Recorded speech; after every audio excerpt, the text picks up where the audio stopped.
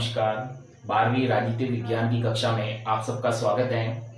पिछली कक्षा के अंदर हमने नीति निर्देशक तत्व के महत्वपूर्ण बिंदु जिन्हें हमारे देश में लागू किया गया है उनके कुछ उदाहरण हमने पिछली कक्षा में समझने का प्रयास किया था कि ऐसे कौन कौन से उदाहरण हैं जो नीति निर्देशक तत्व के महत्वपूर्ण बिंदुओं को हमारे देश में कानून के रूप में लागू करता है।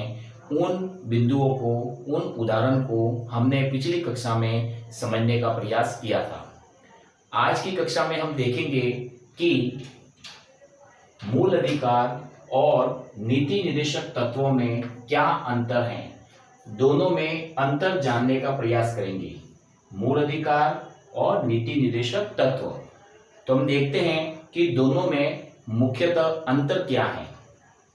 परीक्षा के अंदर इस प्रकार का प्रश्न जरूर पूछा जाता है कि मूल अधिकार और नीति निर्देशक तत्वों में अंतर बताइए। तो आइए हम जानते हैं दोनों में क्या अंतर है। सबसे पहले आपको यहाँ पे एक सारणी दिख रही है। इस सारणी में इधर मूल अधिकार और इस तरफ नीति निर्देशक तत्व लिखा हुआ है।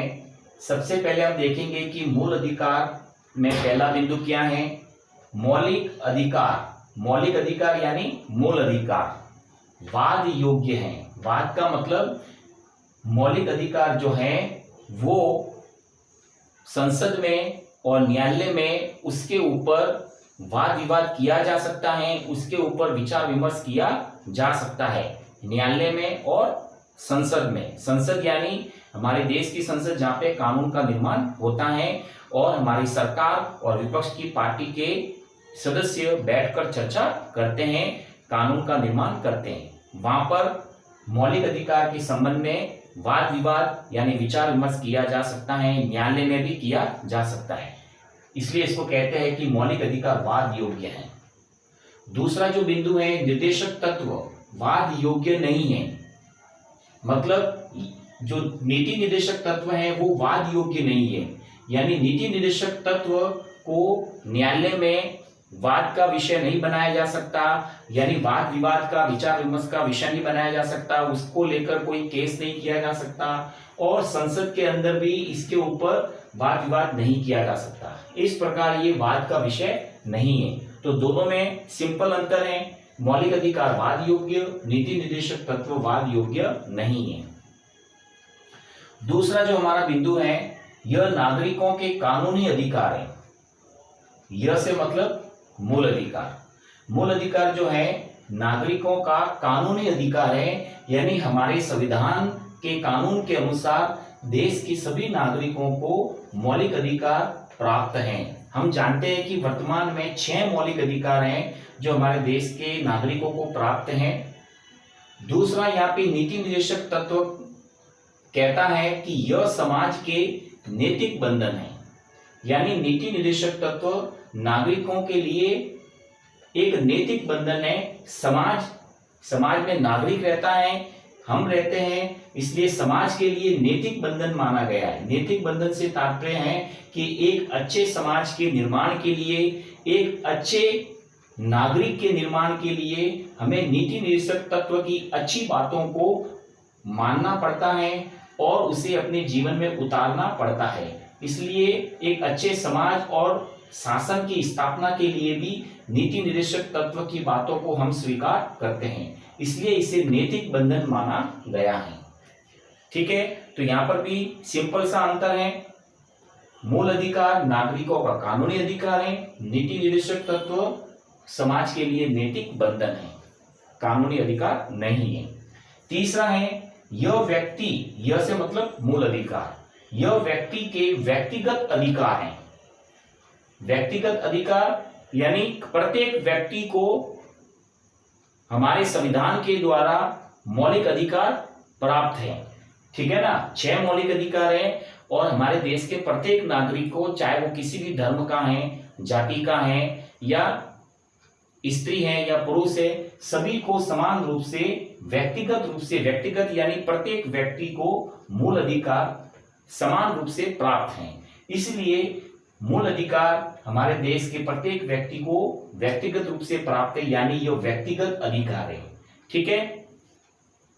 अब यहाँ पे तीसरा बिंदु जो इसके सामने है, यह कहता है कि केंद्र और राज्य की सरकार, केंद्र की सरकार जैसे हमारे दिल्ली में है, और राज्य की सरकार यानी भारत के सभी राज्यों में अलग अलग राज्यों की सरकार। तो केंद्र और राज्य की सरकार का नीति निर्देशक तत्व क्या है? पथ प्रदर्शक यानी मार्गदर्शक है, रास्ता दिखाने वाला है। रास्ता क्या दिखाएगा कि केंद्र और राज्य एक लोक कल्याणकारी शासन की स्थापना करे, एक अच्छे शासन की स्थापना करे। उसके लिए नीति निर्देशक तत्व इनका पथ प्रदर्शक है, यानी इनको सही रास्ता दिखाता है, इनको लोक कल्याणकारी कार्य करने के लिए प्रेरित करता है, इसलिए इसे पथ प्रदर्शक माना गया है। इसका चौथा बिंदु है य से मतलब मूल अधिकार। मूल अधिकार राजनीतिक लोकतंत्र का प्रतीक है, ठीक है ना, यानी उसका स्वरूप है। तो मूल अधिकार जो है हमारे देश में राजनीतिक क्षेत्र में या हमारे देश के शासन में लोकतांत्रिक शासन की स्थापना के लिए या लोकतांत्रिक राजनीतिक शासन की स्थापना के लिए मूल अधिकार को उसका प्रतीक माना गया है। अगर इसको सिंपल भाषा में समझे तो जिस देश में नागरिकों को मूल अधिकार प्राप्त है उस देश में राजनीतिक व्यवस्था कैसी होगी? लोकतांत्रिक, ठीक है ना। या हम कहेंगे कि शासन व्यवस्था कैसी होगी? लोकतांत्रिक शासन होगा, अगर उस देश के सभी नागरिकों को मूल अधिकार प्राप्त है। इसलिए यहाँ पे कहा गया है कि मूल अधिकार जो है राजनीतिक लोकतंत्र का प्रतीक है, यानी राजनीतिक लोकतंत्र की स्थापना करता है। इसी प्रकार इसके सामने जो चौथा बिंदु है वह कहता है कि नीति निर्देशक तत्व सामाजिक और आर्थिक लोकतंत्र का प्रतीक है, यानी यह समाज के अंदर लोकतंत्र की स्थापना करता है, आर्थिक रूप से लोकतंत्र की स्थापना करता है। सामाजिक लोकतंत्र से तात्पर्य है कि समाज के सभी लोगों को नैतिक आदर्श सिखाता है, सभी लोगों को समाज के अंदर समान रूप से मानता है और सभी को समान अधिकार और सभी को समान महत्व देने की बात करता है। कौन? नीति निर्देशक तत्व। और यह भी कहता है कि सभी का सामाजिक विकास समान रूप से हो, इसलिए ये सामाजिक लोकतंत्र की स्थापना करता है और समाज में सभी को समान मानता है।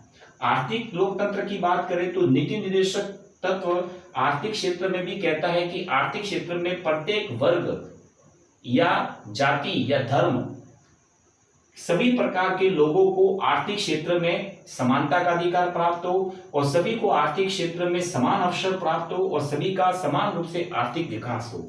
इस प्रकार ये समान आर्थिक अधिकारों की बात करता है, इसलिए आर्थिक लोकतंत्र की स्थापना की बात नीति निर्देशक तत्व करता है। इसलिए नीति निर्देशक तत्व को सामाजिक व आर्थिक लोकतंत्र का प्रतीक माना जाता है। इस प्रकार हमारा अंतिम जो बिंदु है मूल अधिकार। जो मूल अधिकार है वह सम्मानीय व स्वतंत्र जीवन हेतु आवश्यक है, यानी हमारे देश के जो नागरिक है, प्रत्येक नागरिक को, प्रत्येक व्यक्ति को अगर सम्मानीय और स्वतंत्र जीवन व्यतीत करना है, ठीक है ना, बिना किसी भेदभाव के, तो उसके लिए देश के प्रत्येक नागरिक को मूल अधिकार प्राप्त होने चाहिए। और हमारे देश में प्रत्येक नागरिक को समान रूप से, चाहे वह किसी भी धर्म, भाषा, जाति या लिंग या वर्ग का है, उससे समान रूप से मूल अधिकार प्राप्त हैं। इसलिए हम कह सकते हैं कि हमारे देश में प्रत्येक नागरिक को सम्मानीय व स्वतंत्र जीवन प्राप्त है, जिसके लिए यह आवश्यक है। इसके सामने जो पांचवा बिंदु है जिसमें नीति निर्देशक तत्व कहता है कि लोक कल्याणकारी शासन की स्थापना हेतु आवश्यक, यानी अगर किसी देश में लोक कल्याणकारी शासन की स्थापना करनी है तो नीति निर्देशक तत्व उसके लिए आवश्यक माना गया है। तो इस प्रकार हमने देखा कि ये जो मूल अधिकार और नीति निर्देशक तत्वों में अंतर है, ये 5 प्रकार के जो अंतर हैं ये स्पष्ट करते हैं कि मूल अधिकार और नीति निर्देशक तत्व एक लोक कल्याणकारी शासन, लोक कल्याणकारी समाज और नागरिकों के स्वतंत्र सम्मानीय जीवन और नागरिकों के सर्वांगीण विकास और राष्ट्र के हित के लिए मूल अधिकार और नीति निर्देशक तत्व दोनों ही आवश्यक हैं। तो ये था इन दोनों में अंतर।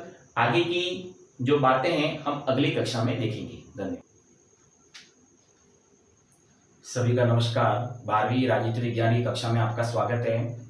हमने पिछली कक्षा के अंदर नीति निर्देशक तत्व और मूल अधिकार में क्या अंतर है इसके बारे में अध्ययन किया था। इसके आगे का हमारा जो मुख्य बिंदु है, मूल अधिकार और नीति निर्देशक तत्वों में क्या संबंध है।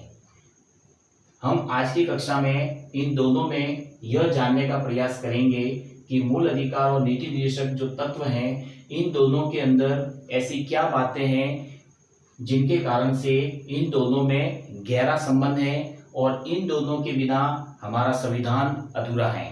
तो आइए हम इन दोनों के आपसी संबंध यानी ये एक दूसरे के पूरक क्यों माने जाते हैं, इसके लिए हम इन निम्न बिंदुओं को समझने का प्रयास करेंगे। आइए देखते हैं। पहला बिंदु, संविधान के भाग 3। हम जानते हैं कि हमारे संविधान के अंदर मूल संविधान में 22 भाग हैं जिनको हम अध्याय कहते हैं। इन 22 भागों में पूरे संविधान के नियम कानूनों का उल्लेख है।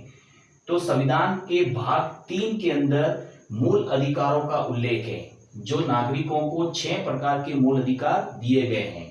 ठीक है, तो भाग 3 में मूल अधिकारों का उल्लेख है और भाग 4 में नीति निर्देशक तत्वों का उल्लेख है यानी वर्णन है। ठीक है, तो इस प्रकार से पहला बिंदु हमको बताता है कि भाग 3 और भाग 4 में मूल अधिकार और नीति निर्देशक तत्वों के बारे में सारी बातें संविधान में वर्णित हैं, उल्लेखित हैं। दूसरा हमारा बिंदु है कि ये दोनों भाग से मतलब है भाग 3 और भाग 4, इन दोनों भागों को हम देखें तो ये एक दूसरे के पूरक है। यानी संविधान के अंदर भाग 3 जिसमें मूल अधिकार है, भाग 4 जिसमें नीति निर्देशक तत्व हैं, इन दोनों भागों के अंदर जो मूल अधिकार और नीति निर्देशक तत्व हैं, इन दोनों को एक दूसरे का पूरक माना जाता है। पूरक का मतलब है कि ये दोनों एक दूसरे से संबंधित हैं और इन दोनों के बिना लोक कल्याणकारी राज्य की स्थापना नहीं हो सकती। एक लोक कल्याणकारी राज्य यानी ऐसा राज्य जो जनता को सारे अधिकार देता है, एक नैतिक समाज की स्थापना करता है, नैतिक शासन की स्थापना करता है। उसके लिए लोक कल्याणकारी राज्य की स्थापना हेतु मूल अधिकार और नीति निर्देशक तत्व यानी इन दोनों भागों को पूरक माना गया है और इन दोनों से ही लोक कल्याणकारी राज्य की योजना प्रस्तुत की जा सकती है। यह इस बिंदु में बताया गया है। इसके बाद हमारा जो तीसरा बिंदु है वह हमें क्या संबंध बताता है। तीसरा बिंदु जो है वो गजेंद्र गढ़कर विचारक है राजनीति के। ठीक है, सॉरी यहाँ पे न्यायाधीश है, लिखा हुआ है कि ये न्यायाधीश गजेंद्र गढ़कर यहाँ पे बताते हैं कि यदि दोनों भागों में गतिरोध हो, गतिरोध से मतलब है कि दोनों भाग यानी मूल अधिकार व नीति निर्देशक तत्व भाग 3 और 4, इन दोनों में अगर कोई आपस में समस्या पैदा हो जाए या इन दोनों भागों की बातों को लेकर कोई विवाद पैदा हो जाए, जिसका मतलब है गतिरोध, तो न्यायालय सामंजस्य करावे। यानी हमारे देश के सर्वोच्च न्यायालय सुप्रीम कोर्ट, ठीक है, तो हमारे देश के सर्वोच्च न्यायालय यानी सुप्रीम कोर्ट का यह कर्तव्य है कि वह इस गतिरोध यानी इस विवाद जो इन दोनों भागों में है उसके बीच में सामंजस्य स्थापित करे, यानी दोनों के बीच के विवाद को सुलझाए, जो कि बहुत आवश्यक है क्योंकि इन दोनों के बीच में सामंजस्य होना जरूरी है, दोनों के बीच में संबंध होना जरूरी है, तभी एक लोक कल्याणकारी राज्य की स्थापना हो सकती है। इसलिए न्यायालय इन दोनों में सामंजस्य स्थापित करने का कार्य करता है और संविधान के द्वारा संविधान की व्याख्या करने का, मूल अधिकार और नीति निर्देशक तत्वों में सामंजस्य स्थापित करना, उनके विवादों को सुलझाना, ये सारा जो कार्य है इसका अधिकार सर्वोच्च न्यायालय के पास में है। तो यह बात न्यायाधीश गजेंद्र गढ़कर ने कही है कि सर्वोच्च न्यायालय को ही अपना कर्तव्य समय समय पर निभाना पड़ता है। चौथा है कि सन 1967 में गोरखनाथ मामले से मतलब है केस, जब हमारे देश के सर्वोच्च न्यायालय में 1967 में एक केस आया था जिसको हम गोलकनाथ मामले यानी गोलकनाथ केस के नाम से जानते हैं, जो बहुत प्रसिद्ध है। इस केस के अंदर हमारे देश की सर्वोच्च न्यायपालिका ने, यहाँ पे अधिकारों लिखा हुआ है, अधिकारों से मतलब है मूल अधिकारों को सर्वोच्च व असंशोधनीय घोषित किया, जिसका मतलब है कि न्यायपालिका ने घोषणा की, इस मामले में घोषणा की कि जो हमारे मूल अधिकार हैं वह सर्वोच्च हैं, हमारे संविधान में सबसे ऊपर हैं। और दूसरा का असंशोधनीय, ठीक है ना। असंशोधनीय का मतलब है कि मूल अधिकारों को संसद के द्वारा, संसद का कार्य है कानून बनाना और संविधान के अंदर जो कानून और नियम है उसमें परिवर्तन करना। तो संसद जो है वह मूल अधिकारों में कोई भी संशोधन नहीं कर सकती, असंशोधनीय है। यानी हमारे जो मूल अधिकार है वह असंशोधनीय है, उसमें संसद के द्वारा परिवर्तन नहीं किया जा सकता और मूल अधिकारों को सर्वोच्च माना। यह घोषणा हमारे देश की सर्वोच्च न्यायपालिका ने 1967 में गोलकनाथ मामले में की, जिससे ये सिद्ध हो गया कि मूल अधिकार हमारे संविधान में सर्वोच्च हैं, जिसमें संसद के द्वारा किसी प्रकार का कोई संशोधन नहीं हो सकता। ठीक है। इसके बाद हमारा अगला बिंदु है जिसमें सन 1973 में केशवानंद भारती मामले, ये हमारा दूसरा उदाहरण है जिसमें यह समझाया जा रहा है कि 1973 में जब केशवानंद भारती मामला यानी केस सुप्रीम कोर्ट में आया, ये भी हमारे देश के प्रसिद्ध केसों में से एक है, जिसमें सर्वोच्च न्यायालय ने घोषणा की यानी निर्णय दिया कि संसद के द्वारा, संसद मैंने अभी आपको बताया जिसका कार्य है संविधान के अंदर जो नियम कानून है उसका निर्माण करना, या जो नियम कानून हमारे संविधान में बने हुए हैं उसमें आवश्यकता पड़ने पर सुधार करना या परिवर्तन करना संसद का कार्य है। तो न्यायालय ने घोषणा की कि संसद के द्वारा संविधान के किसी भी भाग में, संविधान का कोई भी भाग है, 22 मूल भाग है, उसमें से संविधान के किसी भी भाग में परिवर्तन किया जा सकता है, किंतु मूल ढांचे, मूल ढांचे का मतलब है जैसे जो मूल अधिकार है, मौलिक अधिकार है, उन मूल ढांचे के नियम कानून में हमारी जो संसद है वह परिवर्तन नहीं कर सकती। यानी सीधा सा है कि संविधान का जो मूल ढांचा है, हमारे जो मौलिक अधिकार हैं, उसके अंदर संसद कोई परिवर्तन नहीं कर सकती। बाकी सभी भागों में संसद के द्वारा परिवर्तन किया जा सकता है। यह जो निर्णय है 1973 में केशवानंद भारती मामले में सर्वोच्च न्यायालय ने दिया था, जिससे सिद्ध हो गया कि संसद हमारे संविधान के सभी भागों में आवश्यकता पड़ने पर नियम कानूनों में सुधार कर सकती है, परिवर्तन कर सकती है या नए कानूनों को जोड़ सकती है। ठीक है। लेकिन मूल अधिकार जैसे मूल ढांचे में, इसके संविधान के मूल ढांचे के अंदर और भी बहुत सारी बातें आती है, जिसमें मुख्य है हमारे मौलिक अधिकार, उसमें संसद परिवर्तन नहीं कर सकती। यह निर्णय दिया गया। इसके बाद हमारा अगला बिंदु है जो हमारा इस टॉपिक का अगला उदाहरण है 42वें संशोधन के द्वारा। जब हमारे देश में 42वां संशोधन हुआ तो हमारे संविधान के अंदर बहुत सारी बातों को जोड़ा गया, बहुत सारे कानूनों को जोड़ा गया।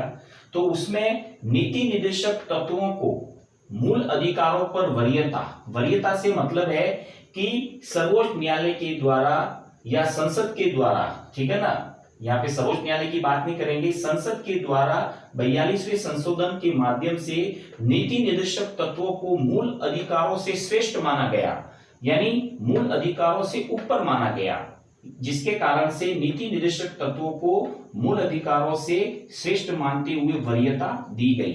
किंतु जब हमारे देश की सर्वोच्च न्यायालय में मिनर्वा मिल्स मामला आया यानी केस आया, तो मिनर्वा मिल्स केस जब सर्वोच्च न्यायालय में आया तो सर्वोच्च न्यायालय ने इस केस में निर्णय दिया कि नीति निर्देशक तत्वों की वरीयता समाप्त की जाती है, यानी नीति निर्देशक जो तत्व हैं वह मूल अधिकारों से श्रेष्ठ नहीं है और न ही उससे छोटे हैं। यानी कि नीति निर्देशक तत्वों की वरीयता को इस केस में सर्वोच्च न्यायालय ने समाप्त कर दिया, जिससे यह सिद्ध हो गया कि नीति निर्देशक तत्व जो है वह मूल अधिकारों से ऊपर नहीं है, यानी मूल अधिकार श्रेष्ठ हैं। ठीक है, तो हम देख रहे हैं कि किस प्रकार जो ये उदाहरण है जो सर्वोच्च न्यायालय के द्वारा समय समय पर बहुत बड़े निर्णय किए गए संविधान के मामले में, देश के मूल संविधान के मामले में, जिससे स्पष्ट होता है कि मूल अधिकार और नीति निर्देशक तत्व किस प्रकार एक दूसरे से जुड़े हुए हैं, जिसमें संसद में कितनी बार यह चर्चा होती है कि मूल अधिकार श्रेष्ठ है या नीति निर्देशक तत्व श्रेष्ठ है। ठीक है, तो आगे का बिंदु देखते हैं कि सर्वोच्च न्यायालय संविधान में संशोधन की, ठीक है, संविधान में संशोधन यानी कि परिवर्तन की संसद की शक्ति को, यानी हम जानते हैं कि संविधान में संशोधन कौन करता है, संविधान के नियम कानूनों में परिवर्तन कौन करता है, संसद करती है, क्योंकि संसद को संविधान के द्वारा यह शक्ति प्राप्त है। तो संसद की शक्ति असीमित नहीं, कौन कह रहा है, सर्वोच्च न्यायालय। सर्वोच्च न्यायालय ने जब संविधान की व्याख्या की तो संविधान की व्याख्या करने का अधिकार सर्वोच्च न्यायालय का है और उसके बाद में उच्चतम न्यायालय, या हम कहेंगे हाई कोर्ट यानी उच्च न्यायालय का है। तो सर्वोच्च न्यायालय ने जब संविधान की व्याख्या की तो उसने कहा कि संविधान में संशोधन यानी परिवर्तन करने की जो संसद की शक्ति है वह असीमित नहीं है, यानी संसद जो है संविधान में संशोधन करती है लेकिन एक सीमा तक, यानी वह एक सीमा से बाहर जाकर संविधान के मूल ढांचे में परिवर्तन नहीं कर सकती। वह मूल ढांचे में परिवर्तन करने के लिए संविधान के नियमों का उल्लंघन नहीं कर सकती, यानी यहाँ पे संसद की संशोधन की शक्ति को सीमित किया गया है, सर्वोच्च न्यायालय के द्वारा यह घोषणा की गई। आठवां जो हमारा बिंदु है कि वर्तमान में न्यायपालिका मूल अधिकारों की व्याख्या, यानी हमारी देश की सर्वोच्च न्यायपालिका जब मूल अधिकारों की व्याख्या करती है तो नीति निर्देशक तत्वों के संदर्भ में करती हैं। यह कब की बात है, वर्तमान की, यानी आज के समय में वर्तमान में अगर हम देखें तो हमारी जो देश की सर्वोच्च न्यायपालिका है जिसको हम सुप्रीम कोर्ट कहते हैं, वह जब भी समय समय पर संविधान के नियम कानूनों की व्याख्या करती है, संविधान के मौलिक अधिकारों की व्याख्या करती हैं, तो मौलिक अधिकारों की व्याख्या करते समय या मौलिक अधिकारों की जांच करते समय हमेशा नीति निर्देशक तत्वों को ध्यान में रखती हैं और नीति निर्देशक तत्वों को ध्यान में रखते हुए उसके संदर्भ में मूल अधिकारों की व्याख्या करती हैं और उसका आकलन करती हैं। ठीक है ना, जो एक यह दर्शाता है कि मूल अधिकार और नीति निर्देशक तत्व सर्वोच्च न्यायालय के द्वारा भी आपस में एक दूसरे से जुड़े हुए हैं, यानी दोनों एक दूसरे के पूरक हैं और दोनों के बिना न तो शासन का कार्य चल सकता है और न लोक कल्याणकारी शासन की स्थापना हो सकती है और न लोक कल्याणकारी समाज की स्थापना हो सकती है। इसलिए दोनों को सर्वोच्च न्यायालय भी पूरक मानता है, आपस में संबंधित मानता है। इसलिए वर्तमान में भी हमारी सर्वोच्च न्यायपालिका इन दोनों की व्याख्या करती है और मूल अधिकारों की व्याख्या करते समय नीति निर्देशक तत्वों का ध्यान रखती हैं। इससे यह स्पष्ट हो जाता है कि यह दोनों एक दूसरे के पूरक हैं। तो इस प्रकार हम देखते हैं कि आज की हमारी कक्षा में मूल अधिकार और नीति निर्देशक तत्वों में जो संबंधों के हमने बिंदु यहाँ पे समझने का प्रयास किया है, उससे स्पष्ट है कि मूल अधिकार और नीति निर्देशक तत्व आपस में एक दूसरे के पूरक हैं, संबंधित हैं और हमारे संविधान के एक प्रकार से मूल तत्व हैं जिसके बिना हमारा संविधान अधूरा है और हमारी शासन व्यवस्था और हमारा सामाजिक जीवन और नागरिकों की स्वतंत्रता व अधिकार इनके बिना अधूरे हैं। ठीक है, आगे की बातें हम अगली कक्षा में देखेंगे। धन्यवाद।